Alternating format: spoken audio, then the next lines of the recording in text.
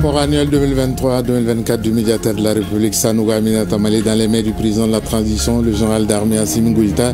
Ces rapports révèlent une hausse du nombre de saisies du bureau du médiateur, mais aussi des dysfonctionnements au sein des services publics. Le président Goïta a salué le travail accompli par le médiateur de la République et a assuré que les observations et les recommandations formulées dans les rapports seront examinées avec la plus grande attention. À Sikasso, on se mobilise pour lutter contre la corruption à travers la dissémination de la stratégie nationale de lutte contre la corruption. Les maîtres mots pour ce travail sont transparence, intégrité et redevabilité avec l'implication de toutes les forces vives de la région et in fine freiner la corruption sous toutes ses formes dans le Kénédougou. Mesdames et messieurs, bonjour et bienvenue aux informations sur ORTM 1. Je vous emmène tout d'abord sur les hauteurs de la colline de Koulouba, en commentaire du district de Bamako. Là-bas hier, au palais présidentiel, le médiateur de la République, Sanogo Aminata Mali, a remis au président de la transition, le général d'armée Assimi Goïta, les rapports annuels d'activité pour les années 2023 et 2024. Ces documents dressent un état des réclamations adressées par les citoyens au service du médiateur. Les deux révèlent une augmentation du nombre de saisines du bureau du médiateur, mais aussi des dysfonctionnements au sein des services publics. À l'issue, le président de la transition a salué le travail accompli par le médiateur de la République et a assuré que les observations et les recommandations formulées dans les rapports seront examinées avec la plus grande attention. Garibou Pérou, Tchédé Kamara et Aruna Diara étaient à la remise des rapports suivants. Fidèle à la tradition républicaine, le médiateur de la République remet au président de la transition, le général d'armée Assimi Goïta, les rapports annuels relatifs aux exercices 2023 et 2024. Obligatoire selon la loi de création modifiée, l'acte est empreint de rigueur et de respect des principes démocratiques. Pour ce qui concerne le rapport annuel 2023, il se subdivise en 4 parties. La première partie traite des réclamations formulées par les citoyens contre les dysfonctionnements de l'administration. La deuxième partie est consacrée aux autres activités du médiateur de la République. La troisième partie porte sur le renforcement des capacités de mes collaborateurs.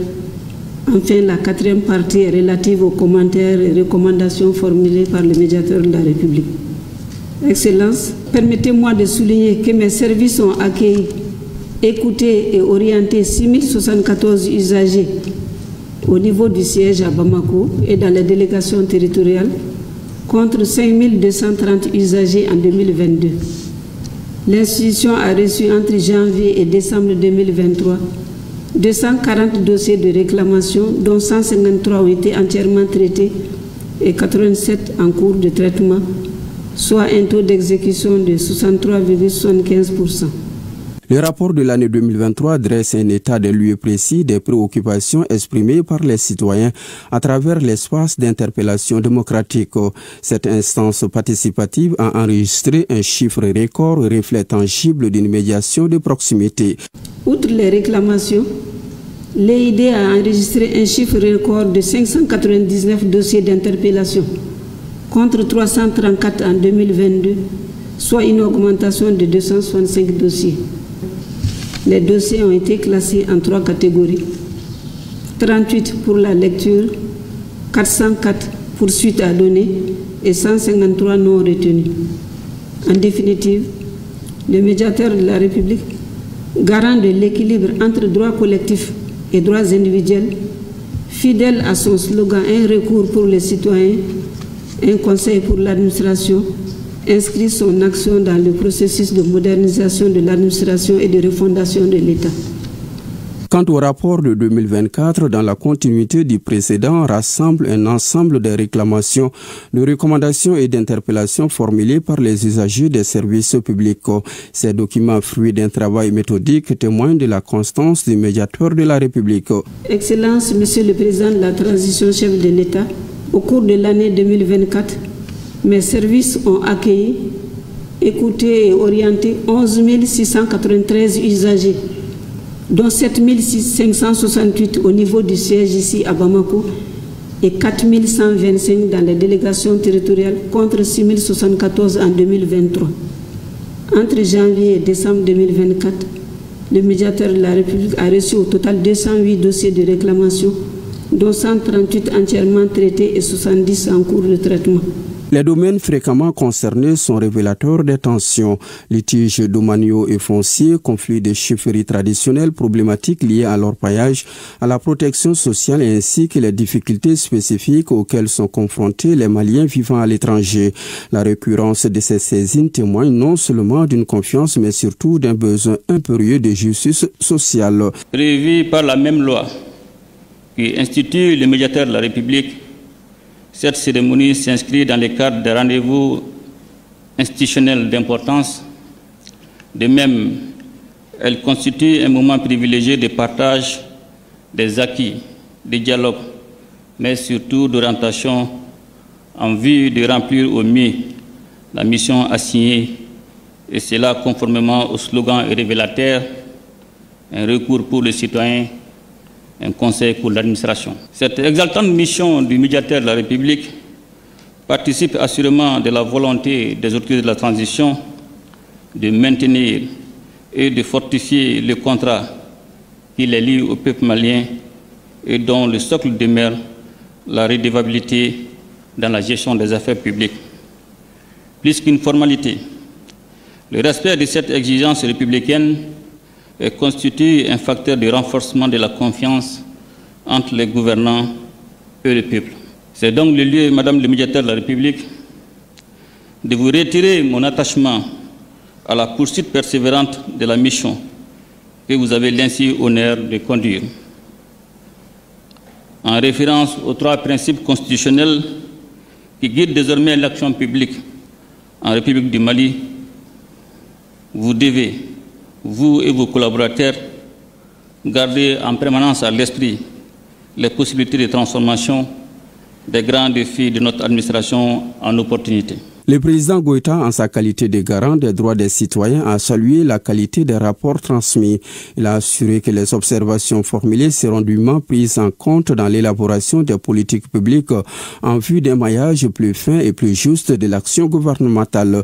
Madame le médiateur de la République, les rapports que vous venez de présenter sont assez illustratifs de votre abnégation, mais aussi je note la rigueur que vous avez su imprimer à votre travail, tant dans le processus d'examen des dossiers, de leur traitement, que dans celui de leur suivi auprès des départements concernés. Les efforts du médiateur de la République sont fort encourageants. Le chiffre record des interpellations, 599 dossiers en 2023, et l'organisation reçue des 27e et 28e sessions de l'EID l'atteste à juste titre. Il convient également de souligner l'engouement des Maliens établis à l'extérieur pour la tenue des dites sessions de l'EID, un espace qui contribue véritablement à la promotion et à la consolidation de l'état de droit. Par ailleurs, je voudrais saluer votre initiative visant à faciliter davantage l'accès des femmes à vos services, par-delà les efforts que vous déployez au quotidien en faveur des citoyens lésés dans leurs droits. Je prends bonne note des recommandations formulées et vous donne l'assurance qu'elles seront mises en œuvre dans la mesure du possible. À cet effet, j'invite le gouvernement à prendre les mesures adéquates et afférentes. Et j'exhorte par ailleurs les membres du gouvernement à poursuivre une collaboration fructueuse avec le médiateur de la République afin de maintenir une relation de confiance entre l'administration et les usagers des services publics. À l'analyse de l'ampleur des défis, le bureau du médiateur entend poursuivre sa mission avec engagement et intégrité. En effet, cette autorité indépendante joue un rôle central dans la consolidation de l'état des droits et la promotion de la bonne gouvernance, 2 piliers essentiels à la paix sociale. Dans tout autre plan, l'association Humantech Mali renforce les capacités de 30 jeunes femmes issues des organisations de la société civile et des médias sur la sécurité et la citoyenneté numérique. L'objectif, c'est de leur donner les outils nécessaires pour lutter contre la désinformation et faciliter leur compréhension des droits et responsabilités dans l'espace numérique. Plus de détails, Fanta Mamaniantao. Durant un mois, une trentaine de jeunes filles âgées de 18 à 35 ans, actives au sein d'organisations de la société civile, œuvrant dans les domaines des droits humains, du genre, de la presse, du développement et du numérique. L'objectif de cette session de coaching qui vient d'être bouclée était de permettre à ces jeunes filles de consolider leurs connaissances et les aider à faire entendre leur voix auprès des autorités compétentes. L'objectif vraiment, c'est de renforcer leurs compétences sur comment elles doivent se comporter en ligne. Et la seconde phase de la formation a porté sur la cybersécurité ainsi que la vulgarisation des lois sur les données personnelles, ainsi que le régime et de lutte des presse et la cybercriminalité. C'est vraiment de les amener à être responsables en ligne, d'être des acteurs du changement numérique. Les récipiendaires ont affirmé leur marque de reconnaissance et d'engagement continu envers l'association Women Tech Mali. La formation s'est très bien déroulée. Les formateurs étaient à la hauteur de nos attentes.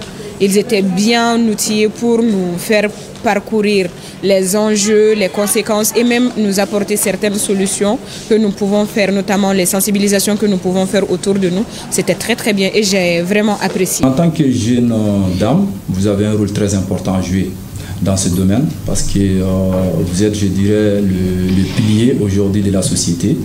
Donc c'est très important que vous vous intéressiez à ce domaine qui est aujourd'hui un domaine phare du développement économique et social de notre très chère patrie. Il faut rappeler que cette formation de Women Tech Mali a été appuyée et financée par le programme spécial d'aide aux associations et fondations. La cérémonie a pris fin par la remise symbolique des attestations aux participantes. Pendant ce temps à Koulikoro, en deuxième région, la session régionale d'appropriation du programme national d'éducation aux valeurs a débuté avec l'ensemble des forces vives de la région. Les échanges au cours de la rencontre ont permis aux participants d'être édifiés sur le contenu du document afin d'être des relais pour sa vulgarisation. Adama Traoré. Du gouvernorat à l'hyper-IFA de Katibougou, la délégation du ministère en charge de la refondation de l'État poursuit sa mission d'appropriation du document du programme national d'éducation aux valeurs PNEV. Après la première étape dont les échanges se sont déroulés avec les forces vives, la seconde étape a concerné les étudiants de l'hyper-IFA de Katibougou, futurs cadres du pays. Là, le conférencier a décliné devant l'auditoire les grandes orientations du programme. Les réactions par rapport aux questions aussi prouvent à suffisance qu'ils sont intéressés à la chose et qu'ils ont pu tirer le maximum d'informations sur le programme national d'éducation aux valeurs. Après le message, que chacun puisse s'en approprier et à son tour puisse transmettre également le même message. D'abord, prendre le message pour lui-même, pour son comportement et ensuite le transmettre également aux autres générations. Il s'agit de construire un citoyen malien de type nouveau, appelé communément le Mali d'Inkoura, pour donner corps au nouveau système étatique à bâtir. Le Mali Koura tel que traduit dans la vision du cadre stratégique de la refondation de l'État, à savoir un Mali bien gouverné, sécurisé et stable, soucieux du développement durable et du vivre ensemble, respecter des droits de l'homme et des valeurs socio-culturelles. Les étudiants venus en nombre ont assisté à la conférence avec une oreille attentive aux explications du conférencier, d'où leur satisfaction au sortir de cette conférence. Oui, les valeurs sociétales, on doit les apprendre parce que si on ne les apprend pas, on ne pourra pas vivre normalement dans la société, quoi. Sans pour autant avoir les valeurs sociétales, là, ça sera un peu difficile pour nous.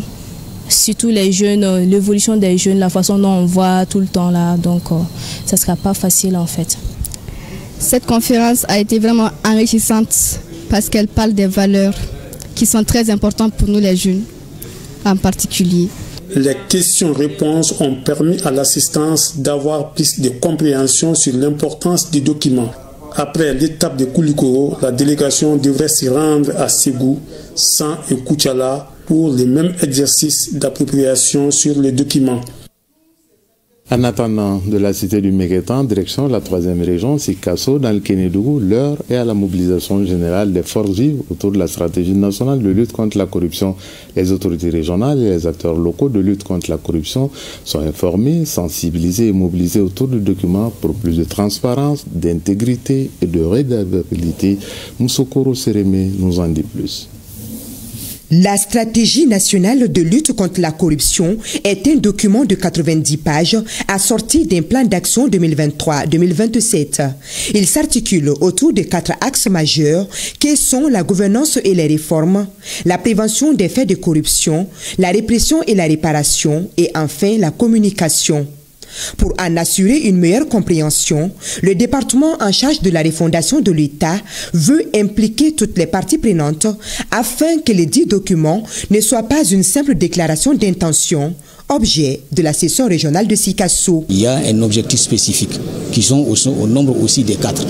Mais chaque objectif spécifique est caractérisé par plusieurs objectifs opérationnels qui sont au nombre de 17. Mais pour atteindre effectivement ces objectifs opérationnels, nous avons prévu effectivement 36 résultats qui sont adossés vraiment à 82 actions qui caractérisent carrément ces plans d'action-là. La session édifie ainsi l'assistance sur les orientations stratégiques, les axes d'intervention et les mécanismes de mise en œuvre à travers une présentation du dit document. Et il s'agit pour chaque acteur de faire de cette stratégie un outil de transformation fondé sur la transparence et l'intégrité des valeurs incontournables de la gouvernance publique.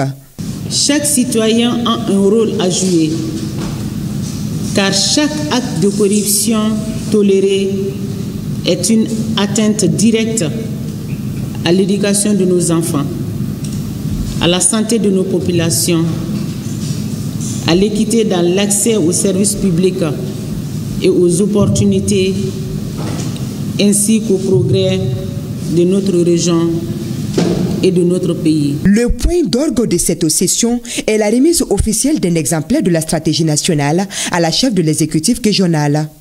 Au-delà des textes, c'est dans le comportement quotidien que le document sera jugé. Un défi que la région de Sikasso s'engage à relever aux côtés du ministère de la Refondation. Et Sikasso mettant le cap sur Kai, la première région, et Bandiangara, la 17e. Dans ces deux localités, la cloche pour reverdir le couvert végétal a sonné avec le lancement de la campagne régionale de reboisement.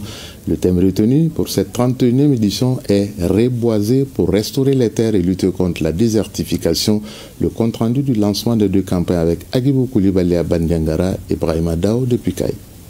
Kai a procédé ce mercredi 20 août au lancement de la campagne de reboisement 2025 de la région. Et le premier arbre fut planté par le gouverneur de la région, général de brigade Moussa Soumaré. Aujourd'hui, force est de reconnaître que le Mali est un pays presque semi-désertique dans plus de la moitié de sa superficie.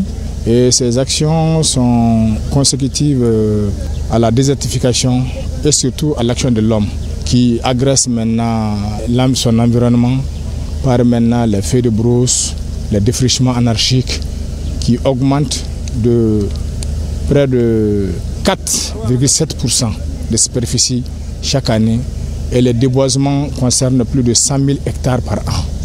Donc c'est l'occasion pour les services, à travers le ministère de l'Environnement, procéder maintenant à une communication pour le changement de comportement.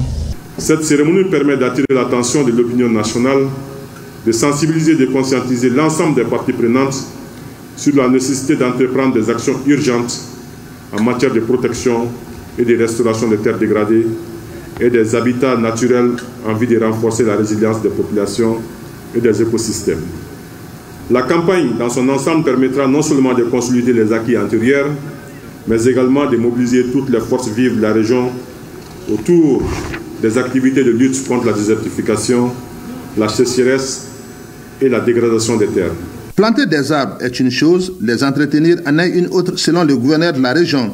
Il a donc invité toute la population ainsi que les partenaires à s'engager non seulement dans la plantation d'arbres, mais surtout à leur entretien. La cour du gouvernorat a servi de cadre pour la première fois au lancement de la plantation de 25 hectares. Mais l'engagement va plus loin. Chaque chef de quartier promet qu'un arbre sera mis en terre par ménage et surtout entretenu. C'est une première pour notre ville que d'organiser une telle campagne de reboisement. Nous devons cette initiative à l'engagement de Monsieur le gouverneur. J'invite chaque chef de quartier à s'impliquer en plantant un arbre. Nous avons, avec l'accompagnement, les conseils et les orientations de Monsieur le gouverneur de la région et l'ensemble de son cabinet, initié et couplé le lancement de la présente campagne avec l'organisation des journées citoyennes. Ces journées contribueront à magnifier notre citoyenneté, car nous sommes convaincus que le citoyen modèle est aussi celui qui plante des arbres, les entretient et protège son environnement. Près de 1650 plantes seront distribuées dans les familles. Qu'à la date du 20 août 2025, nous sommes à un total de superficie reboisée dans la région de 160 hectares et 80 hectares de terres dégradées récupérées. Le représentant des partenaires, lui, a réaffirmé l'accompagnement technique et financier pour soutenir la région dans ses efforts de reboisement. Tous ceux qui ont un peu l'âge avancé connaissent que le plateau était reboisé. Et le plateau n'a pas échappé au climat. Voilà pourquoi on a subi des désastres. Ces désastres, c'est quoi? C'est la perte des arbres. Le chef de l'exécutif régional a appelé à une mobilisation générale autour du reboisement avant de planter symboliquement le premier arbre de la campagne. Le programme de reboisement en 2025 de la région de Badiangara prévoit, entre autres, une production de 200 000 plants, toutes espèces confondues, dans les pépinières de la région. Un reboisement de 180 hectares, la récupération de 90 hectares de terres dégradées. L'atteinte de ces objectifs demande l'engagement de vous tous. À cet effet, je salue l'initiative de la Direction régionale des eaux et forêts d'organiser des journées citoyennes centrées sur le reboisement et la lutte contre la dégradation des terres. À travers cette campagne de reboisement 2025, Badiangara s'érige en exemple de mobilisation citoyenne pour reverdir son sol et freiner l'avancée du désert. Un défi collectif où chaque arbre compte. Toujours dans nos régions, dans la Venise malienne, Mopti, la 5e, le conseil régional restitue son bilan 2024. Il s'agit de mettre tous les acteurs de la région au même niveau d'information sur les réalisations faites, les difficultés rencontrées et dégager de nouvelles perspectives pour le développement de la Venise malienne. Mahamoud Ouedraogo. L'exercice 2024 du Conseil régional de Mopti présenté publiquement aux autorités régionales. Il s'agit pour le Conseil régional de Mopti de partager avec les acteurs le bilan de ses activités réalisées pour plus de transparence dans la gestion des affaires publiques. Cette restitution publique porte sur le compte administratif, c'est-à-dire le compte de gestion du président. Ça porte sur l'état d'exécution de toutes les activités sur la tranche annuelle du PDSEC du Conseil régional de l'année 2024. Nous voulons aussi montrer comment les organes du Conseil régional fonctionnent. Nous attendons les critiques, les suggestions et tout ce qu'il y a comme amendement de tout ce qu'on va présenter pour nous permettre d'aller de l'avant. Dans le cadre du renforcement des capacités institutionnelles, le Conseil régional de Mopti a mené plusieurs actions qui ont contribué au bon fonctionnement de ces services, offrant ainsi des prestations de qualité aux populations de la région de Mopti. Cette activité est un sacerdoce pour tout dirigeant responsable.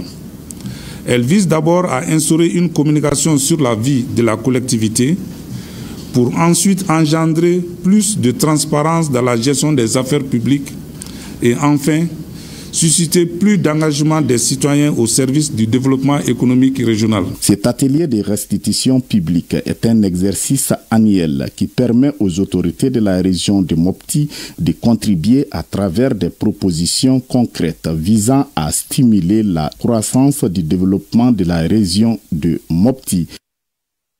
Et c'est depuis Mopti, la Venise malienne, que se referme ce 13h. Le prochain rendez-vous avec l'actualité sur ORTM 1, c'est à 20h. Vous serez avec Awadit Makamara.